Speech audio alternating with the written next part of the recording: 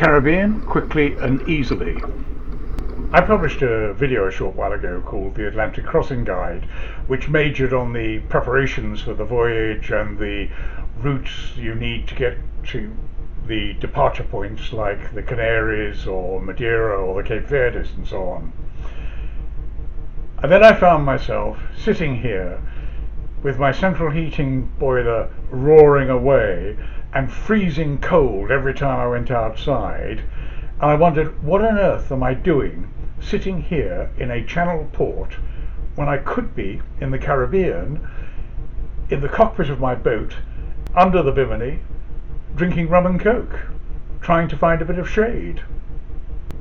So heading west for a couple of years of warm weather, trade winds, seems pretty attractive. And a couple of weeks ago I sat down and I made a spreadsheet of the time to take my boat Golden Haze from the English Channel down to the Canaries and the cost of installing a hydrovane and a single sideband radio, and was somewhat shocked at the results.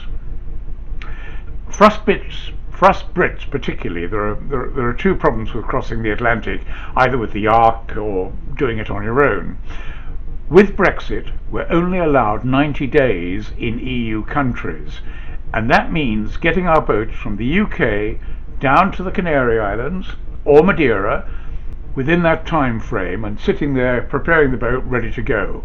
Not that easy.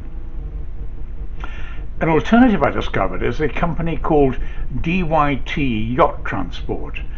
Now they would float my boat into the hull of their ship in Palma de Mallorca and then deposit Golden Haze in Martinique or the Virgin Islands a couple of weeks later for the cost of a hydrovane and a single sideband radio combined. This, however, would require me to voyage either by the French canals to the south of France, then to the Balearic Islands, or by crossing Biscay to northern Spain, then down the Portuguese coast to Gibraltar, and then to Palma de Mallorca in the middle of the Mediterranean, both of which are quite a long way, and with the same 90-day EU problem. I then found that there are several yacht transport agents who arrange transport on merchant ships, on the decks of merchant ships from Southampton or Portsmouth, and the cost of using one of these was actually less than DYT Yacht Transport and much less than equipping the boat and sailing it across the Atlantic myself. This method of shipping requires you to get your boat to Southampton or Portsmouth. Then on a specified date you go alongside a ship in the harbour there, remove the backstay, and your boat is lifted onto the deck and put into a cradle. The ship sails and you get a flight to the Caribbean and you meet her at the other end and put the backstay back up. The least expensive of all these is about the same price as keeping your boat in a marina on the south coast of the UK for a year, and it's many thousands cheaper than equipping her for a transatlantic crossing. There are three companies that I've been in touch with that will put my boat on the deck of a ship and transport them over there. The first one is FNT. That's an American company, American Shipping Agents. The next shipping agent is called Yacht Shipping Limited, which does what it says on the tin. And the third one is Peters and May, which is a UK-based international company which specialises in yacht transport. Now clearly there's a price difference between all three, and that price slightly depends on the size of your boat, what UK loading port you want to use, and the destinations, and plus the date or time that you want to load your boat and ship it over there on this merchant ship. When you get there, the Caribbean has islands to suit all tastes and all pockets. It also has marinas that are wildly various in their prices. most of us probably just want to sail for part of the year in the Caribbean, and then during the hurricane season come back to the UK or come back to Europe and spend the summer here. So that's perfectly viable in these marinas. The price of keeping the average boat in a marina in the Caribbean does vary. So it's around, for example, 10,000 US dollars, 7,000 UK pounds a year in St. Lucia, Rodney Bay, or in Trinidad, Chaguaramas, it's around 6,000 euros for a year. Antigua's really expensive. I mean, it's the sort of luxury end of the market, but a 40-foot boat in Tortola in the Virgin Islands, British Virgin Islands, is about 8,000 quid a year. Best of all though, my 10-metre Beneteau 323 sailing boat is going to cost me 2,000 euros a year for a marina berth in Le Marin, Martinique, which is one of the biggest and best marinas in the whole of the Caribbean. I've actually just reserved a berth. There's a big international marina company called IGY Marinas, and they own St. Catherine's Dock in London, right near Tower Bridge, for example.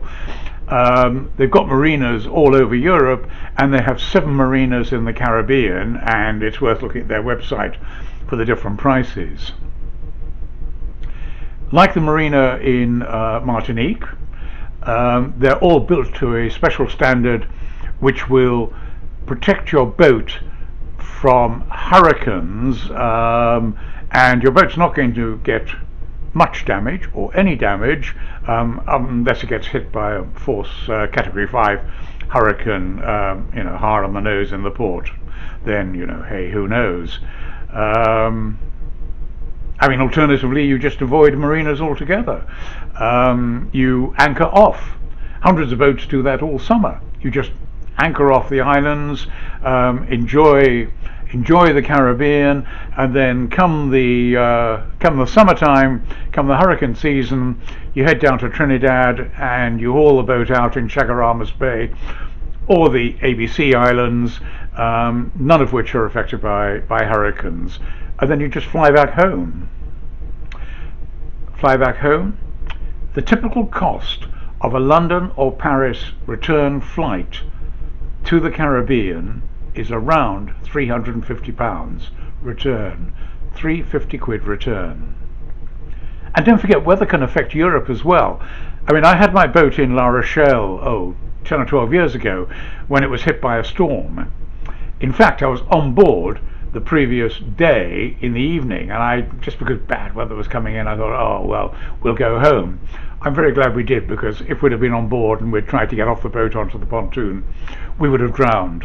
We would have died, absolutely for certain. Every single boat in that marina was damaged, and that was a 400 or 500, 600 boat marina. Every single boat was damaged to a greater or lesser extent, and 7 or 8 of them actually sank. So it can happen in Europe as well. If you're worried about paying marinas or paying for these cargo ships, which all seem to be paid in either euros or US dollars, there are companies like TorFX, TORFX, which will exchange your pounds out of your bank into US dollars or euros and pay them instantaneously into the account of the shipping agent or the marina. If you do use them, please tell them that I recommended them, because then they'll give me a present, and I'll be grateful. Thank you. So that's it really. This is just a short video about a pretty big subject, but I am going to put Golden Haze on a ship to Antigua at the end of this year, fly out there, pick her up, and then sail her south to Martinique, where this berth I've reserved is waiting for me, and it's going to cost me £1,800 a year in what is reputed to be a hurricane-proof marina, but at a price where I can take her down to Trinidad and haul her out for the summer, or not. I'll actually I'll actually decide that when I'm sitting in t-shirt and shorts in the cockpit, or better still in a beach bar in the shade, drinking a rum and coke. Fair winds, safe landfalls.